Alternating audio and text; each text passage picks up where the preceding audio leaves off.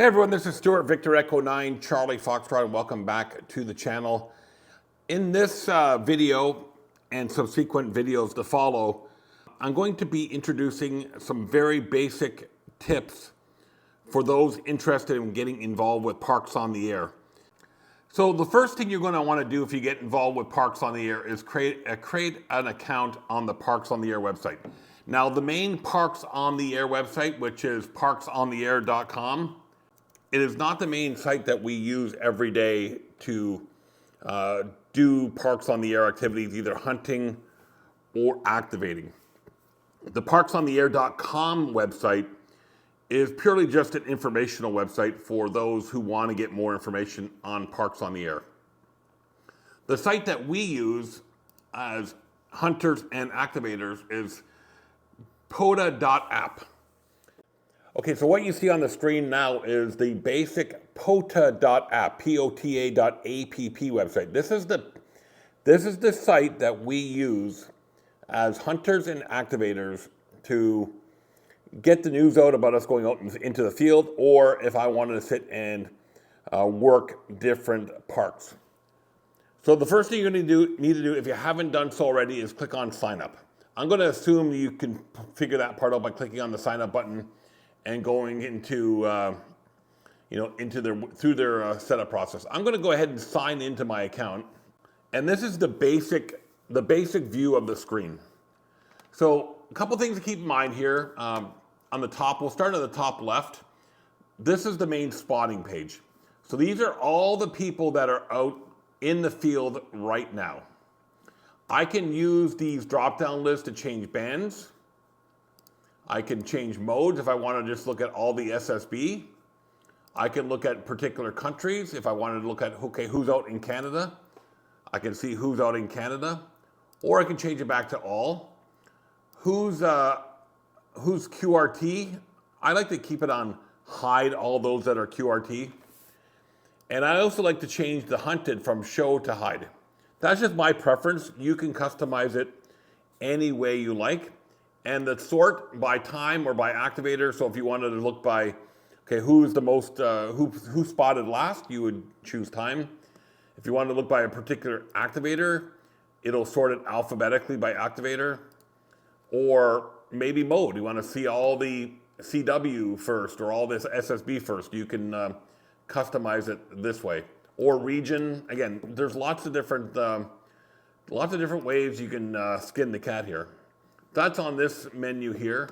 Activations at the top. These are just scheduled activations that somebody's gone in and, okay, so I'm going to be out on this time here. Let's look at, K2AYE here.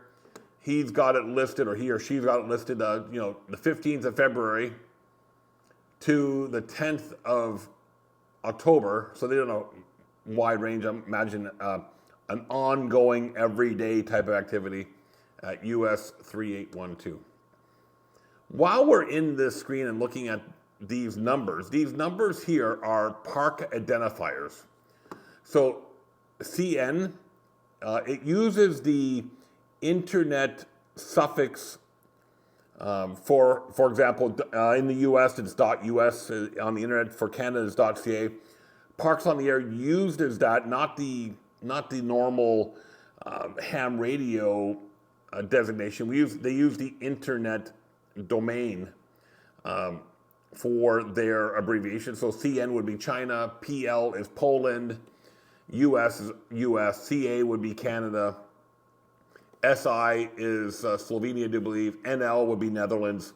So that's how they divvy out the regions, and each park has a unique identifier. So this one, Charlie November, is China 0609. So that's park number 0609 in the Parks on the Air program. I don't believe there's any tie to anything official government-wise with this number. It's just a number chosen at random in an order that they're added to the program. So for example, this one here is Papa Lima 1155. That's Poland 1155 park number. That's how the park numbers work. Docs, again, it reverts back to the Parks on the Air website for any documentation. And then under your call sign here is where you can set up your profile. So you go under my account, and here's where you can set up your profile, your avatar, which uses a third-party avatar site called Gravatar, and then any call signs that you have. I like to do a lot of special event call signs, so therefore I have a lot of calls here. But you can have maybe just one call sign, or if you have a vanity call and your first license call, or whatever, if you have more than one call, you can list them here. We're going to go back to the spotting page here. So if you decide to, let's say we're going to go on the radio and we're Kilo Delta 4 Victor Uniform Alpha here. I'm a hunter now, right? I'm sitting at home looking for parks to work.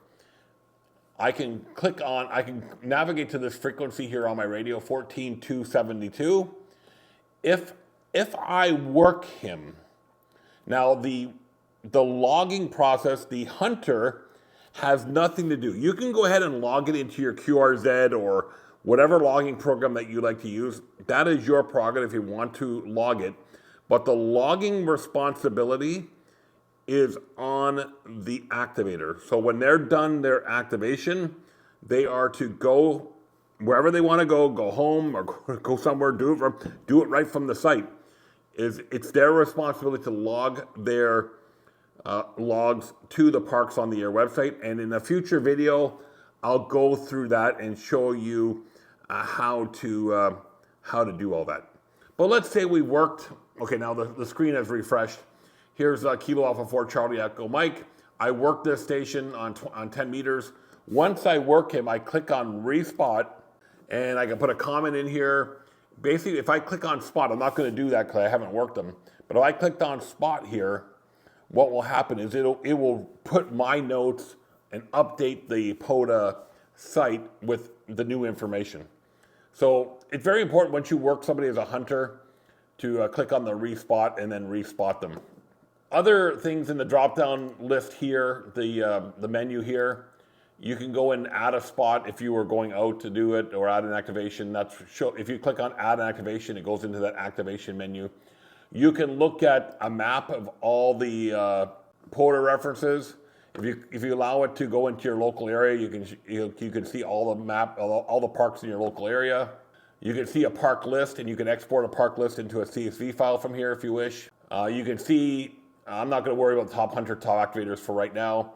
If you click on My Awards, it will show you your awards that you have worked and your status towards other awards. So here it shows me I have activated 242 unique parks. I have hunted 8,967 unique parks. I don't worry about these other ones too much. The other one I worry about is the entities hunted. I worked 112. That is different countries, considered to be similar to DXCC entities, same idea. And park to parks, again, something I don't particularly pay attention to. Some people do, and that is just how many park to parks if you're out in the field and you work in another park. Scrolling down, now this is default for everybody.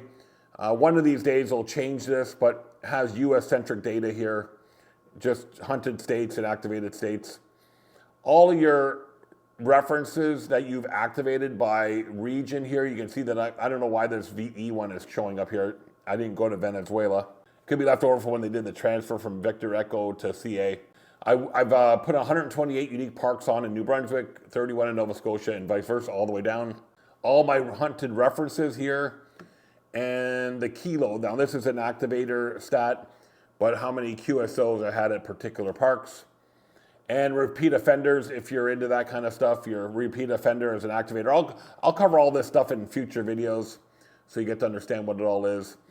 And your N1CC, these are things that I don't normally dig into, but like I said, we'll cover it in different videos. And as you get down here, it hasn't updated yet here on my screen, but activator, operator, hunted operator. That will eventually populate here as the information loads. So I think I'll leave it there in this first video for your introductory to Parks on the Air. And over the next several weeks, I'll be putting more and more introduction to Parks on the Air videos on my channel. So please feel free to like, comment, subscribe if you wish. One thing about this channel that you'll find out that I don't promote a lot of product. I don't promote a lot of services that I don't personally use. Everything that I recommend to you are things that I use every single day. I don't accept any gifts from any vendor or any coupon codes or anything like that. Everything that I recommend to you are things that I personally use and personally endorse, or things that I just buy with my own money to see if we can make it work. So if you like that kind of content and authenticity that way, please feel free to like, comment, subscribe. And we'll see you guys in the next class. I'll put a link in the pinned comment as for the next class in this playlist of your introduction to Parks on the Air. I'm Stuart, Victor Echo 9, Charlie Foxtrot. I hope you guys like the videos. Again, I'm just trying to provide a good service to the community. See you guys in the next video in this series. Bye bye for now.